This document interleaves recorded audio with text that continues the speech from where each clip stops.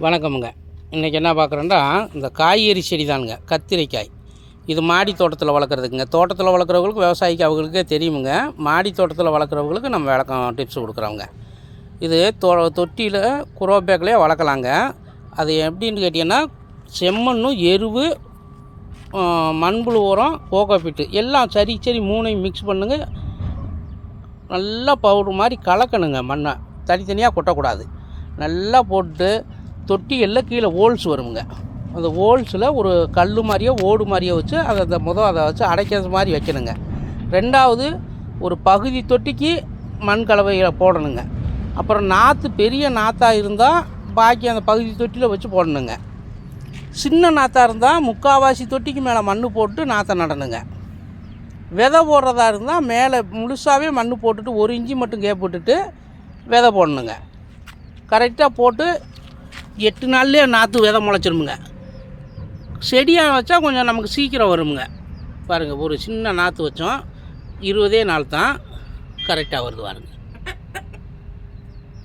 கத்திரிக்காய் நம்ம வீட்டு தேவைக்கு சொந்த யூஸுங்க. விலை விற்றாலும் விற்காட்டியும் நமக்கு சொந்த யூஸுக்கு நம்ம பூச்சி மருந்து பயன்படுத்தாமல் இயற்கையில் வீட்டு தோட்டத்தில் போட்டோம்னா வளர்த்துக்கலாங்க. தக்காளியும் அது மாதிரி தாங்க. தக்காளி நாளைக்கு போடுறோம் பாருங்கள். தக்காளி வந்து ஹைப்ரிட்டுக்கு குச்சி கட்டணுங்க, நாட்டுக்கு குச்சி கட்ட தேவையில்லை. ஹைப்ரிட்டாக இருந்தால் குச்சி கட்டணும். பாருங்கள், இது சின்ன நாற்று. செடியோட இதை இப்படி திருப்பி காட்டுற பாருங்கள். செடியோட உயரத்தை பாருங்கள், 1/2 அடி தான் இருக்கும். பூ எவ்வளோ எடுத்துகிட்டு பாருங்கள். பூவு காய் கரெக்டாக 25 நாள் தாங்க ஆகுது. பூவு காய் எந்த அளவுக்கு எடுத்துகிட்டு பாருங்கள்.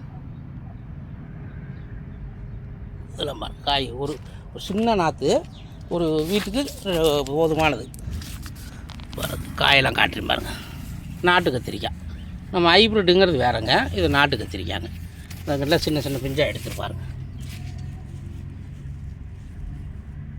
பூச்சி மருந்து பயன்படுத்தாதுங்க, அதிகம் தேவையில்லைங்க. ஒரு ஃபேமிலி ஒரு 2 பேர் 3 பேர் இருக்கிறதுக்கு ஒரு 10 தொட்டி வச்சுக்கிட்டா போதுங்க. ஒரு 2 தொட்டி 3 தொட்டியில் கத்திரிக்காய், ஒரு 2 தொட்டியில் வேலைங்க பச்சை மிளகா, ஒரு 2 தொட்டியில் தக்காளி, இப்படி வச்சுக்கலாங்க. நிறைய இட வசதி இருக்கவங்க எல்லா பயிருமே வைக்கலாங்க. கொத்தமல்லி, புதினா, இது மாதிரி வச்சா அருமையாக இருக்குமுங்க. நம்ம எதுவும் பூச்சி மருந்து இல்லாமல், கலப்படம் இல்லாமல் ஒரு டைம் செய்கிற செலவு தாங்க. அது தொட்டி தாங்க அதிக செலவு வரும். தொட்டி மண் மற்ற விதை நாற்றெல்லாம் கம்மியாக தாங்க வரும், ரொம்ப கம்மியாக வரும். இப்போ நாற்றெல்லாம் எங்கள் ஏரியாவில் 1 ரூபா தாங்க ஒரு நாற்று, ரொம்ப கம்மியாக தான் வரும். அது ஃபஸ்ட்டில் போடுற முதல்னா தொட்டியே இல்லை குரோ பேக்கம். அப்புறம் மண் கலவை. கிராமத்து ஏரியாவில் மண் காசு போட்டு வாங்க தேவையில்லைங்க. டவுனில் காசு போட்டு வாங்கணும். இது பாருங்கள், இந்த மாதிரி செஞ்சிட்டோம்னா ஒரு வீட்டு தேவைக்கு இருக்குமுங்க. இப்போ நாங்களே ஏற்பாடு இந்த நாற்றுக்கு உருவாக்குறோம் பாருங்கள். இந்த மாதிரி போட்டு நம்ம வச்சுக்கிறதுங்க. நன்றி, வணக்கமுங்க.